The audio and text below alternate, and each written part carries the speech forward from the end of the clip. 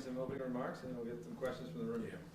Well, thanks for coming. I know, as you can imagine, it was a tough day yesterday around here, but I want to publicly thank Coach Don Brown for what he's done for this university and his football program. You know, in his 3 stints here, he poured everything he had into it, and I'm very fortunate he brought me in here back in February to be the offensive coordinator, and I really enjoyed. Even though the wins aren't what you want it to be, I enjoyed every single day, and you know I think we owe a lot of gratitude to him for what he poured into this program, and we wish him and his family well as he moves on. You know, it was a tough game last week. Seems like we've had a few of those this year, but we knew it was going to be a tough when you're playing a team that has only lost a couple games in the last 2 years, and they're battling for their conference championship, and we fought toe-to-toe and gave ourselves a chance to win at the end. And, you know, when you see the heartache in the kids in the locker room after the game, you realize how much it means to them. So, and then with what happened yesterday, you know, we decided to take the day off yesterday.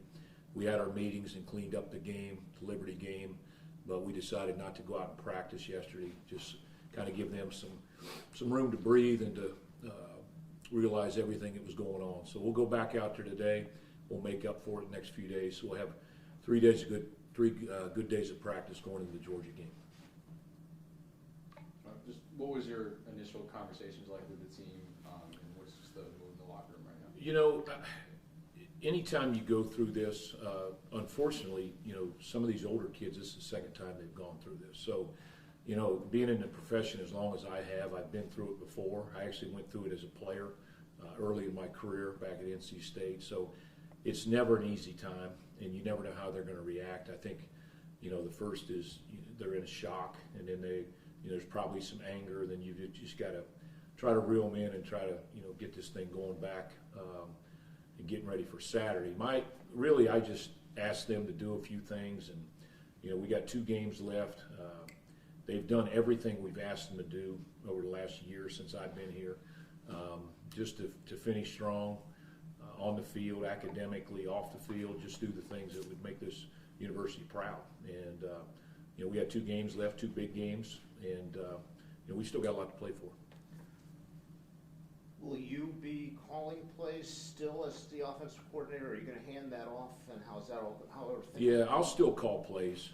You know, with this late transition here, late in the year, I mean, that's the best thing to do.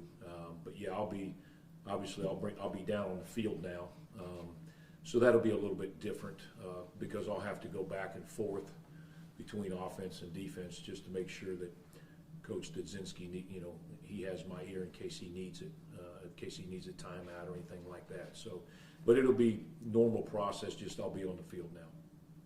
For you and the staff, you said you've been through this before.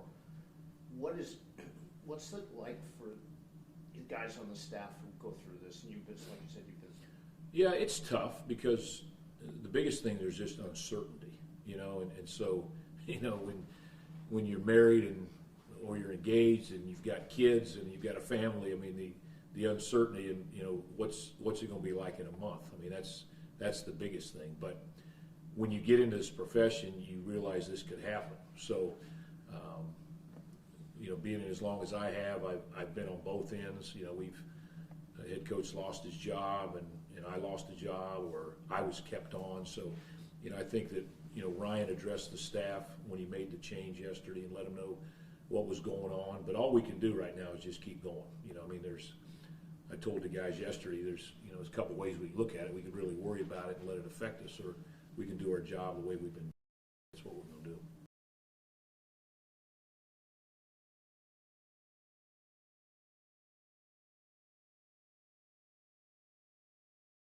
Coach Dudzinski's, you know, he'll be calling the defense, so there'll be some different things there, I'm sure, because he has coordinator experience. So, but I don't think he'll major overhaul it. You know, there's not enough time to do that. And offensively, you know, we'll just keep going as well. After putting up 34 against Liberty last week, what did you take from last week's game that you're looking to carry forward on the offense? Offensively, you know, I really thought that was our most complete game. You know, we played well at times throughout the year, but there's always been hiccups here and there that really kept us from, you know, putting up type of points to win the game. I thought, both quarterbacks came in and played really well. We tried to, I've been through that situation before where I've had to play two, so I was somewhat used to it. I really, I sat those guys down last week and told them I want to play to their strengths. I don't want to ask them to do things that maybe they're not going to be as successful with. So we tried to put the game plan together and utilize both of their strengths, and it worked pretty well. Our offensive line played really well. They've played well the last couple of weeks. We ran the ball really well against Mississippi State, and we protected the passer Saturday. And really, the biggest thing with the last 2 weeks, going back to Mississippi State, was we've stayed ahead of the chains. We've done really well on third downs because we've stayed out of third and longs, and then when you have the quarterback run element in there, I think it really affects the defense. So we'll just try to build off that and see if we can. Obviously we're facing a pretty good opponent on Saturday with a different level of defense. So we'll just have to see what we can do Saturday, but we'll have everything ready and see what we need. And then with that, are you guys expecting to still use the two quarterback system? We'll use both quarterbacks, yes. I mean, as we put the game together, yesterday and today is really our base offense, so we'll go out there and run our base offense and then get to third downs on Wednesday and red zone on Thursday. We'll just really see what we need out of each of those guys. But, yeah, you'll see both of them on Saturday. I don't know how much each of them will play. We started Ahmad. A.J. played more snaps, but Ahmad did play a lot of snaps, so we'll use both those guys when we need them. We have all seen Ahmad play. We saw him play last year. We hadn't seen AJ play at all. We just want to scout up how he played, what you think of him. I thought AJ played really well. And again, you're talking about a redshirt freshman and a true freshman. So, Ahmad got in a few games last year. I think there was meaningful time against New Mexico, if I'm right. And then there was a couple mop-up games. So he did have some pressure situations, but, and he hasn't had that this year.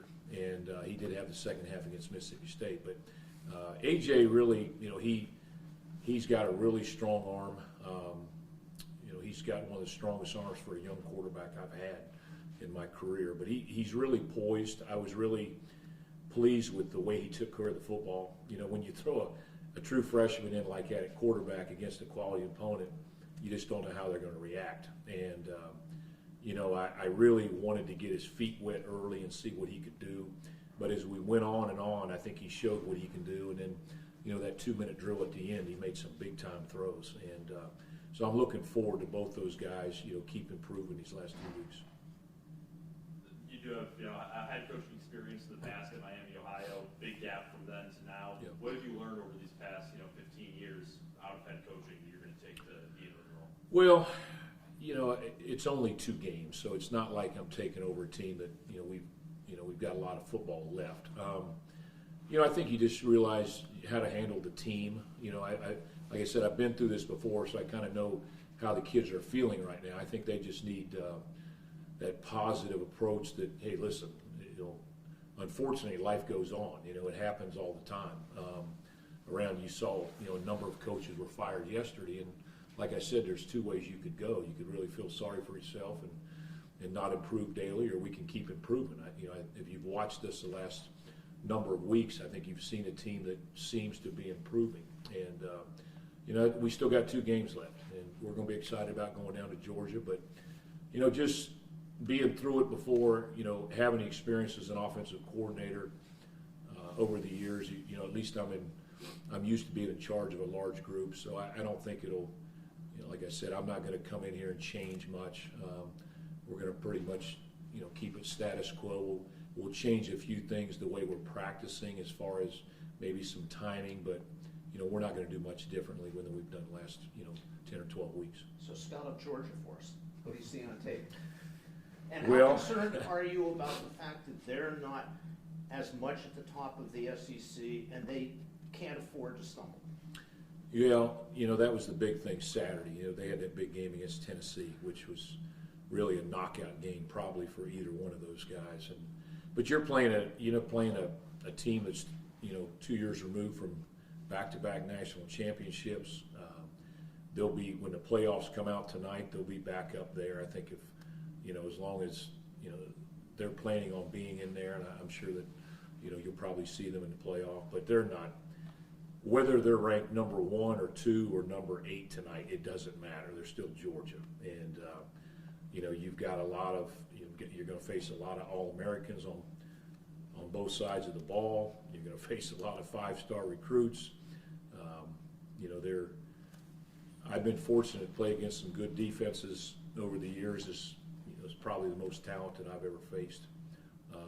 And Kirby does a great job. You know, him and his defensive coordinator, Coach Schumann, does a great job of preparing them, and it's going to be a challenge for us. It was the first thing he mentioned. I was watching his press conference yesterday, that you guys kind of know each other. I do know Kirby. I have not really seen him in a long time, but when we were both young coaches, when I was at Chattanooga and when I was at Miami, Ohio, as an assistant, we used to run into each other a lot in recruiting. So, yes, we are familiar with each other. I'm good friends with Mike Bobo, their offensive coordinator. So there's a couple guys I'm familiar with on their staff. What are you saying to your guys when they go into that kind of hostile environment in Athens? Well, it's not easy. You know, this team, the one thing I will say this, and I thought about this last night, you know, because of the transfer portal, everything's so much different now. In that, you know, 15 years ago when I was a head coach at Miami, when you recruit all high school players, those guys go through your program, and you know, you might play 1 or 2 big schools a year. And so the first time that they go into that environment, they've never been in that environment. But now when you're talking about all the transfers that we have on the team and where they came from, you know, some of those guys were at Power 5 or Power 4 schools. Some of them, you know, a lot of them came from Group of 5 who have played in these environments before. So I think it's probably, I don't think it's going to affect those guys at all.